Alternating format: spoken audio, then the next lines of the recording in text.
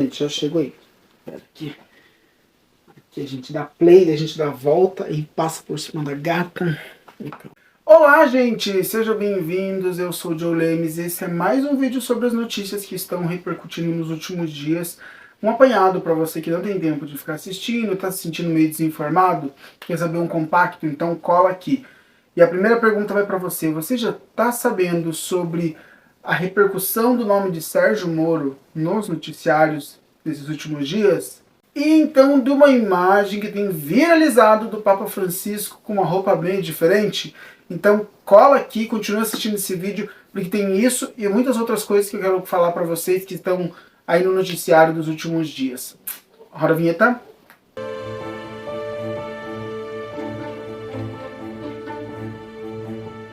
Agora sim, então vamos para a primeira notícia desse vídeo que está só começando e tem bastante coisa para a gente conversar. Mas a primeira notícia é uma notícia impactante e triste que aconteceu ontem. Hoje, dia 28, terça-feira, eu estou gravando esse vídeo. E ontem nós ficamos consternados todos ao ver a notícia do atentado que aconteceu no Colégio Estadual Tomásia Montoro, em São Paulo.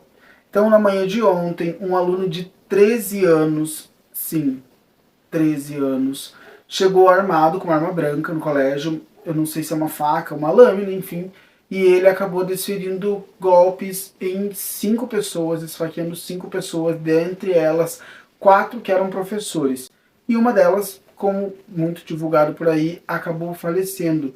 Era a professora Elizabeth Tenreiro, de 71 anos. A filha dela até comentou que ela já estava aposentada, com 71 anos, mas ela quis continuar exercendo a função de professora.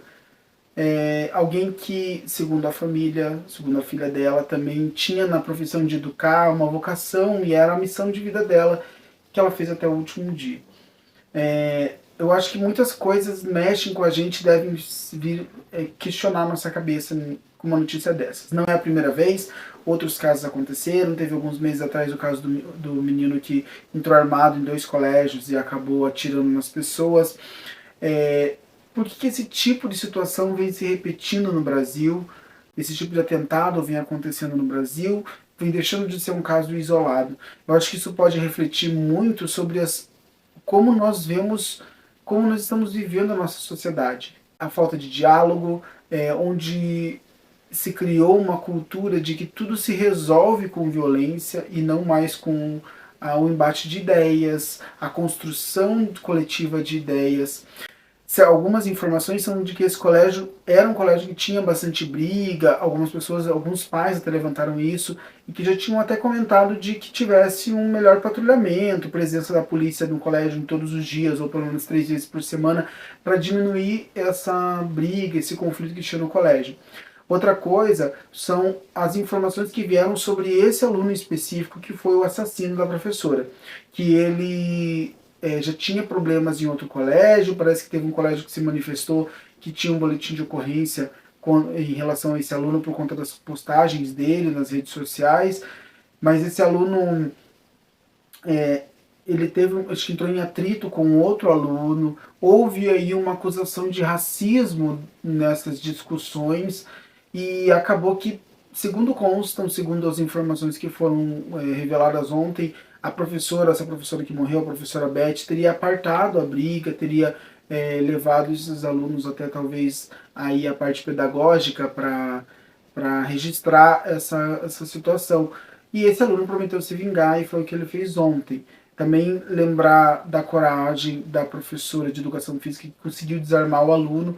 Mas assim, o que me assusta é a idade dele, ele tem 13 anos, então muito jovem, e para pensar essa situação e agir contra os colegas, enfim, é absurdo, né?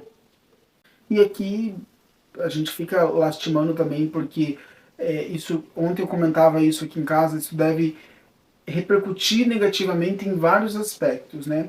Repercute na vivência escolar desses jovens, que são os colegas, dos profissionais da educação, destrói a família da vítima, e como que fica a família do agressor, né, nessa situação. Porque os pais de um menino desse, que de repente descobrem que o filho cometeu um atentado numa escola.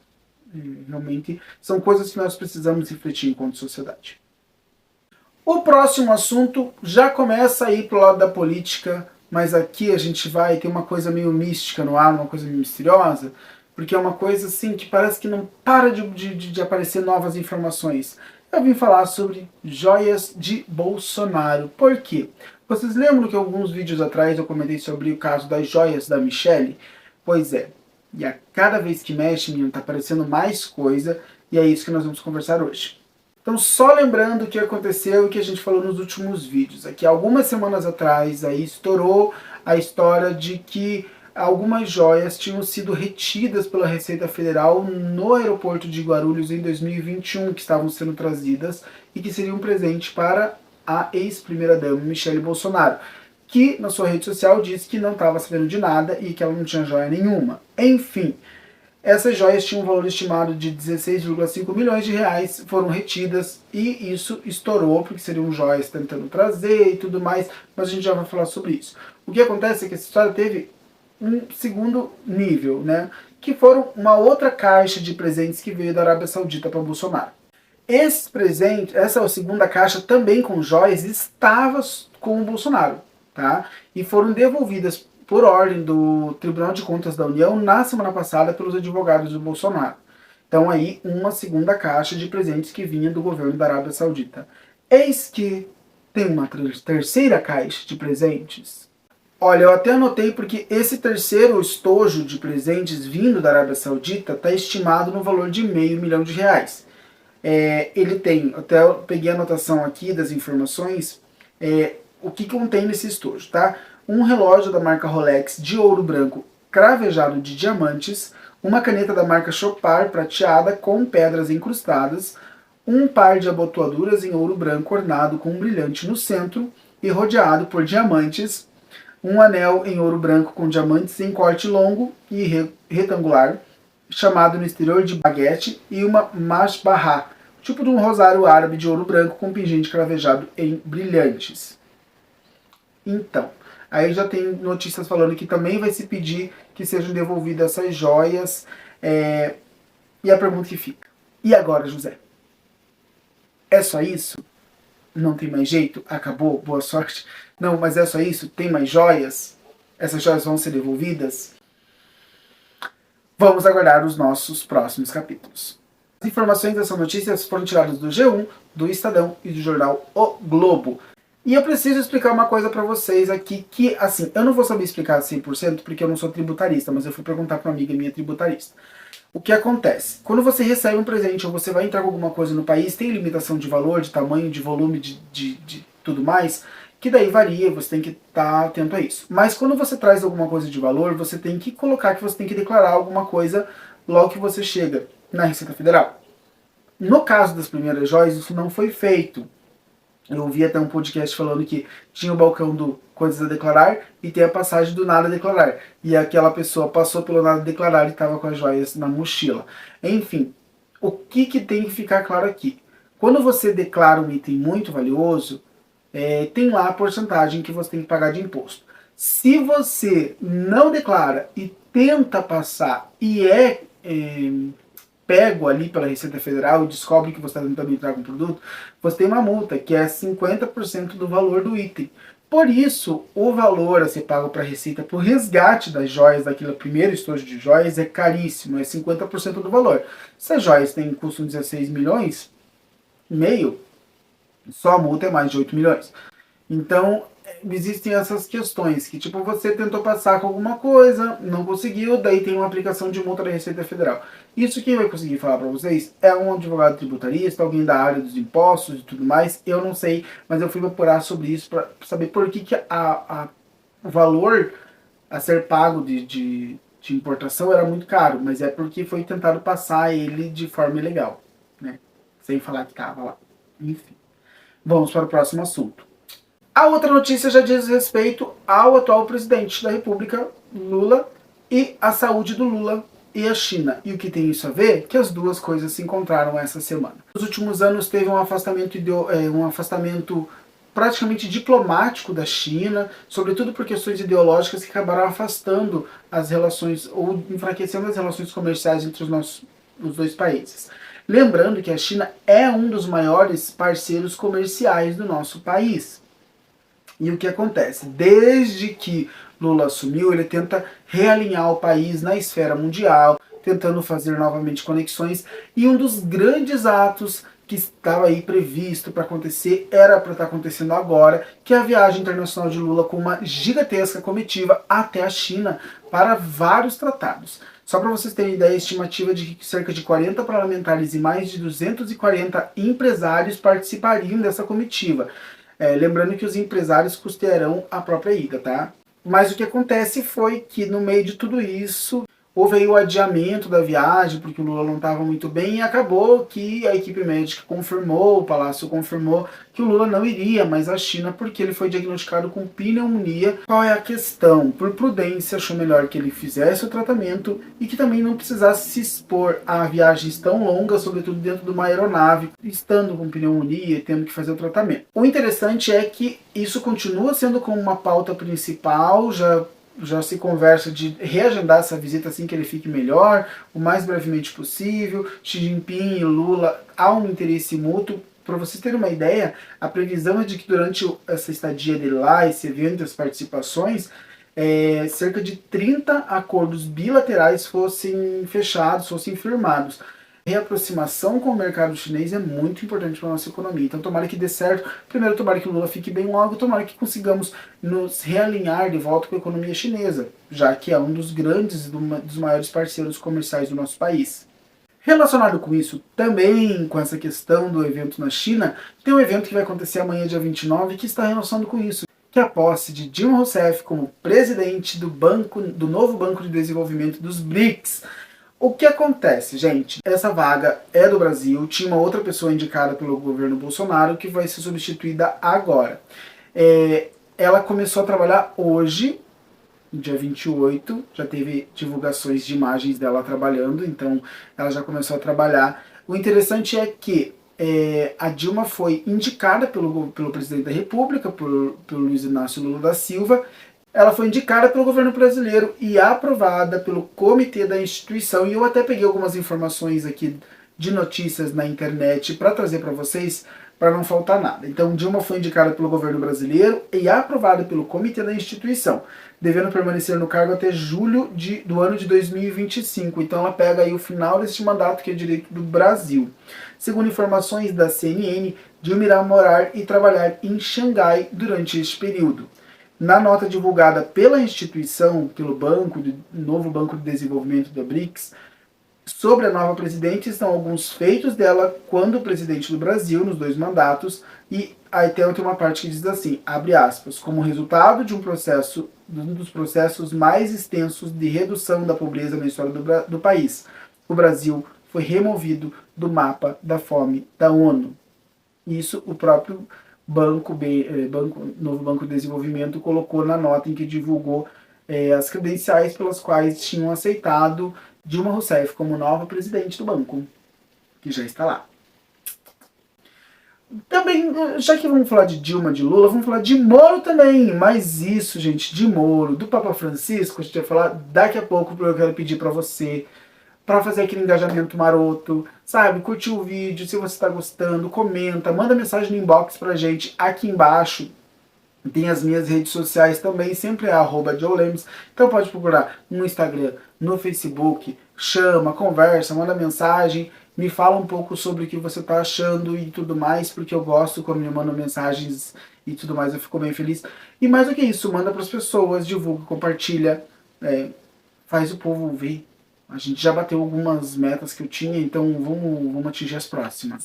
Conto com vocês, tá? E agora vamos falar dele. Bomba, bomba, bomba! O assunto agora vai falar de Sérgio Moro e de Deltan Dallagnol. Se você não sabe quem são essas pessoas e mora em algum outro lugar do universo, eu vou explicar para você. Sérgio Moro foi a juiz da Lava Jato de Curitiba, da 13ª Vara de Curitiba, e Deltan Dallagnol era do Ministério Público, também envolvidos na Operação Lava Jato. Assim, durante muito tempo foram vistos como pessoas salvador da pátria. Hoje em dia a imagem deles já não está tão forte como esteve. Se você não puxar na memória ou dar um Google aí, você vai verificar que algum tempo atrás, nas manifestações, tinha um boneco do Sérgio Moro e tudo mais, enfim. Mas o que aconteceu essa semana? O advogado Rodrigo Tacla Duran, que é acusado de lavagem de dinheiro e já contribuiu com investigações, segundo ele mesmo falou ontem na audiência, contribui com investigações em diversos países. Essas questões são investigadas em outro trâmite. Mas ontem, durante uma audiência, que ele foi a primeira vez que ele foi ouvido no Brasil, o que me causou certa estranheza, porque uma pessoa que já foi colaborador da justiça em tantos países, por que no país da Lava Jato ele só foi ouvido agora que mudou o juiz? Não sei. Mas enfim, ele mesmo falou sobre isso lá na audiência. E daí o que acontece, gente? Ele depois, no dia 27, ontem no caso, um dia antes de eu estar gravando esse vídeo, por vídeo, a Justiça Federal de Curitiba excitou durante seu depoimento o senador, ex-juiz e ex-ministro do governo Bolsonaro, Sérgio Moro, além do deputado federal Deltan Dallagnol.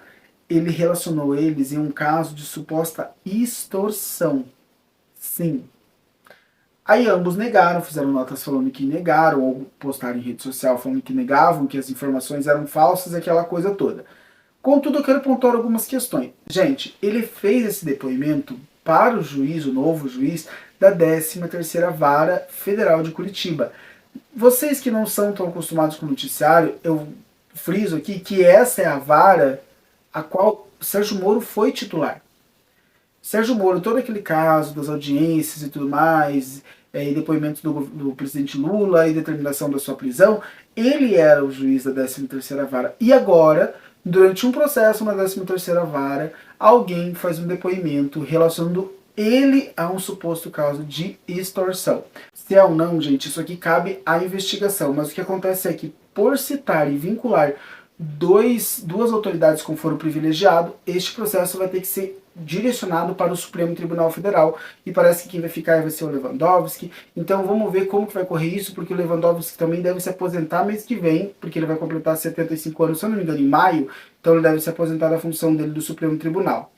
Enfim, ao final do ato, o juiz Apio, que é o novo juiz lá da 13ª Vara Federal de Curitiba, encaminhou Rodrigo Tacla Duran ao Programa Federal de Testemunhas Protegidas, porque, segundo ele, considera o grande poderio político e econômico dos envolvidos na denúncia.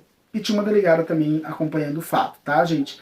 Se você ficou curioso, dá pra ver essa audiência no YouTube. Eu assisti ela no YouTube. É só você digitar lá depoimento de Rodrigo Tacla Duran, que você consegue encontrar. Eu não lembro qual que foi o perfil que eu achei, mas eu achei o vídeo dividido em dois, tá? 20 minutos, mas depois 11 minutos. Mas é bem interessante, até porque o juiz é muito calmo ao falar, então a gente consegue acompanhar tranquilamente, mesmo quem não é da área do direito. Eu entendi tranquilamente, então qualquer um entende, tá bom? E agora vamos para a última notícia. A última notícia começa com uma pergunta: você viu essa imagem em algum lugar? Pois bem, essa imagem bombou no último final de semana e teve aí gente de tudo que é lado. Teve gente de um lado que praguejando contra o Papa, dizendo que é um absurdo o Papa estar usando esse tipo de roupa. Do outro lado, gente falando que achou bafônico o Papa estar usando esse tipo de roupa. Mas a questão vai muito além sobre o gosto de vestimenta do Papa ou não. Porque essa imagem é uma deepfake construída por inteligência artificial. Ou seja, essa imagem não é real. Parece real, mas não é. E aqui entram algumas questões que nós precisamos pensar. Chegou ao ápice, no meio dessa história toda, chegou ao ápice de um canal de comunicação, que se eu não me engano foi a Vogue, divulgar a informação dizendo que o Papa estava sendo vestido por fulano de tal, colocou o nome do estilista talvez, e depois ela removeu isso até no Twitter. Eu tentei achar para colocar aqui o print, que alguém fez esse questionamento, mas eu não consegui localizar. Que era o de que eles tinham postado a informação e depois eles simplesmente apagaram e postaram dizendo que a imagem que repercutiu foi... era uma imagem feita por inteligência artificial, mas não fizeram uma retratação. Eu vi críticas sobre isso. E também não sei se retrataram até agora ou não, mas até a hora que eu vi não tinha, eu não consegui achar no Twitter mais esse comentário para poder trazer aqui. Mas olha, eu até salvei a informação, o artista é Pablo Xavier, de 30 anos, e ele já fez alguns outros trabalhos com celebridades, com Obama, se eu não me engano, com a Oprah Winfrey. a questão que nós precisamos ficar atentos é sobre isso, né? Viver nos dias atuais relacionado com isso aqui, com toda essa parte digital, a gente tem que ficar atento às informações falsas que chegam até a gente. E aí é um novo nível, porque aí surgiu a deepfake, agora essas imagens feitas por inteligência artificial, e a gente precisa falar sobre as AIs, as inteligências artificiais. Como é que vamos nos relacionar com esse tipo de construção? Hoje em dia nós conversamos com inteligência artificial para nos relacionar com empresas, às vezes são elas que respondem, elas utilizam informações nossas para nos oferecer coisas que talvez nós tenhamos mais interesse ou não. Agora elas conseguem mesclar nosso rosto com outras realidades, construir uma questão paralela. Há um tempo atrás até bombou um aplicativo aí que eu acho que as pessoas colocavam foto e aparecia ela como guerreira, como personagem, não sei o que lá. É mais ou menos a lógica é essa. Mas, gente, isso é tão sério que eu não vou falar só nesse assunto, nesse vídeo aqui, não. E eu queria falar para vocês que eu estou fazendo pesquisas para preparar um vídeo só sobre inteligência artificial, falar um pouco sobre isso e tudo mais. E esse vídeo já vai ser um vídeo de uma nova vertente de vídeos aqui do canal que eu quero falar para vocês. Então nós temos os vídeos de notícia, tem os vídeos do BBB, que logo daqui a um mês o Big Brother acaba. Mas aí a ideia é trazer outros conteúdos variados, eu vou precisar da ajuda de vocês. Eu já estou tentando pesquisar para fazer esse primeiro vídeo, que é um vídeo mais demorado, com mais calma, que eu tenho que pesquisar, tenho que procurar coisas e tudo mais. Não é tão express quanto coisas, comentar notícias que estão acontecendo, mas eu quero trazer para vocês, quero ver se vocês gostam desse tipo de conteúdo também, vou pedir depois outras ideias, enfim. Isso é assunto para outro vídeo e a gente volta aí com outro vídeo sobre isso mais pra frente, tá? Mas eu já estou fazendo. Lembrando, gente, se você gostou, compartilha pros amigos, curte, comenta, diz que me ama, diz que me adora, diz que eu sou maravilhoso, tá? Se for pra xingar, não fala nada não, tá? Então convido você a ficar de olho aqui no canal, vem novidade por aí, tem esse vídeo que eu tô preparando, não sei quando que eu vou conseguir completar ele, porque eu tô começando as pesquisas agora, mas eu vou dar um turbo aqui, tentar encaixar na minha agenda, e, bem, acho que por hoje é isso, tá? Vou ficando por aqui, até qualquer momento aí, que eu saia um vídeo sobre Big Brother, sobre notícias, sobre outras informações, sobre curiosidades. E é isso, era muita coisa, e eu tava com saudade de aparecer aqui, então, beijo de luz, até mais, e vamos aguardar as próximas notícias, próximas coisas aqui no grupo, ou as próximas coisas sobre Big Brother que eu faço com a Didizinha. Beijo, até a próxima. Olha quem tava do meu lado.